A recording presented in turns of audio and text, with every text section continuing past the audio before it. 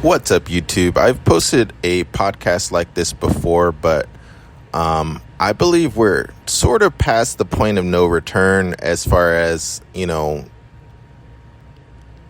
getting to the end times.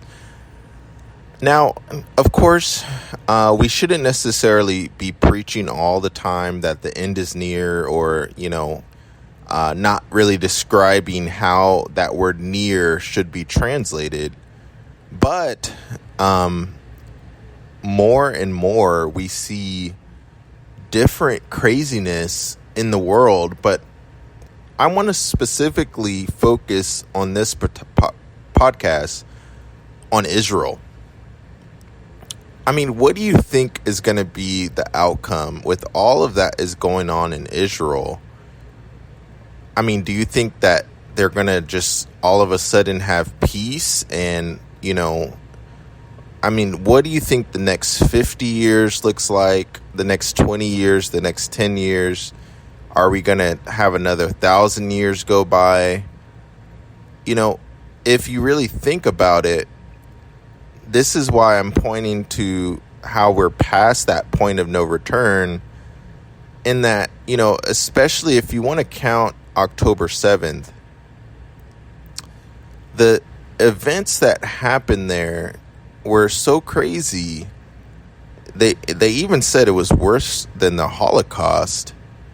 And that is saying a lot when you at least, maybe we haven't done a whole lot of extensive research on the Holocaust. But from what little you do know about the Holocaust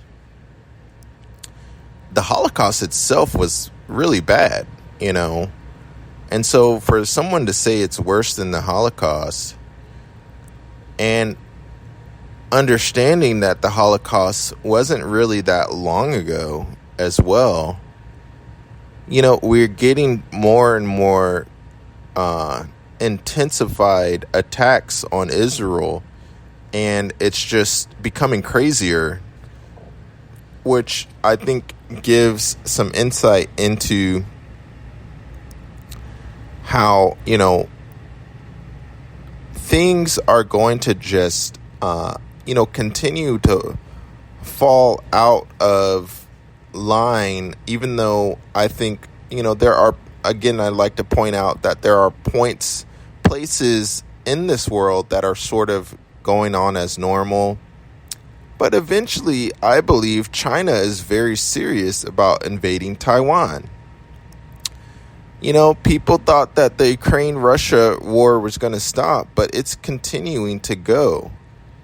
And then we also have this war going on between Israel and Hamas. And so World War I and World War II really wasn't that long ago. Talking about the 1940s, was it? 1940s? That really isn't that long ago. And so the tension is building, is my whole point. Now, again, we don't know exactly the timing of how everything, happens where, we enter into that tribulation time, which we don't fully know, exactly how the tribulation is going to completely play out outside of, the Revelation. The book of Revelation gives us, the highlights, the details, everything, but we don't always know how maybe the mark of the beast is going to look, or what the image in Revelation 12 and 13 really looks like. So some of these things we don't fully know, but as I continue normal life, as I continue going to work and,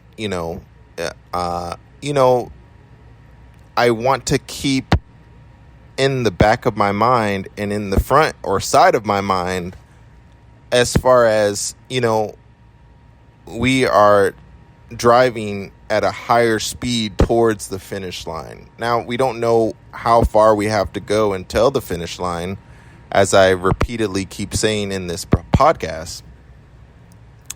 But I think it's something to just keep in mind that, I think we're already, past a really major craziness, and it's going to just continue to go. Now, I've shared what I think the play out of the end times kind of looks like. I think that, many times, we try to guess what this particular event means or that means. I believe we're waiting for the seals to be opened, as far as Revelation chapter 6. Now, again, I'd like to not get super dogmatic about, what happens, as far as, I do believe that we could be not always interpreting the book of Revelation correctly.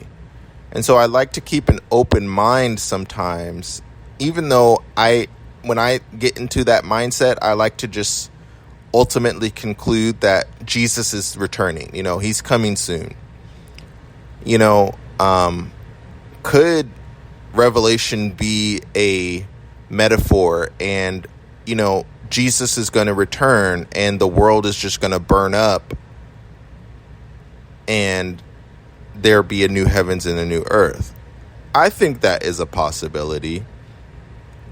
Overall, I think we are to be ready spiritually. I think trying to prepare physically a little bit is important too, as much as you want to, as far as, hard times, storing up food, storing up water, thinking about things along those end days, prepping that people do all the time. But also, keeping in our mind that we should be expectant of the Lord to return, Jesus Christ. And we can put our hope and start to look up. Now, yeah, I think, because World War I and World War II came and went, very well, another chunk of time can possibly pass by where I could be still, in my 80s or so, we're saying the Lord is returning, and be 80 years old or something and be thinking, am I going to die before the rapture? So I like to keep that in mind, that I'm going to prepare as if, Jesus is coming at an unknown hour, at a moment that we do not expect.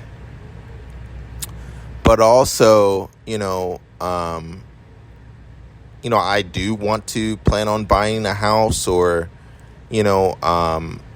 buying something for my family, supporting my family, not just, I'm going to quit because I have this feeling in my heart or a strong feeling in my head, or I've done my analysis of the end times and I've come to this conclusion. And so I'm just going to quit my job and, bunker down. No, I don't think that's a good idea. I think we are going to see something like COVID where we're sort of forced to, hey, stay in your home. No one's working for this amount of time. So I think it's more along those lines of, it's not just an optional thing of, hey, do you want to go to work or are you going to prepare for the end times?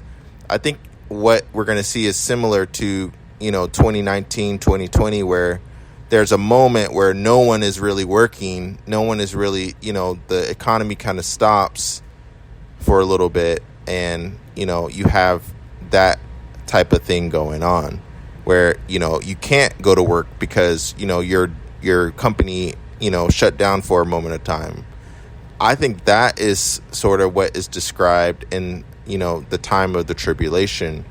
And so I think when Jesus said, do business until he comes, I think life is going to somewhat be sort of a normal pace, some semblance of normal until Christ returns. And so I do think that, that is my sort of take on everything. And so, thanks so much for checking this out. Hopefully this was helpful to someone. Hopefully you got something from it. And I will talk to you on the next one. See ya.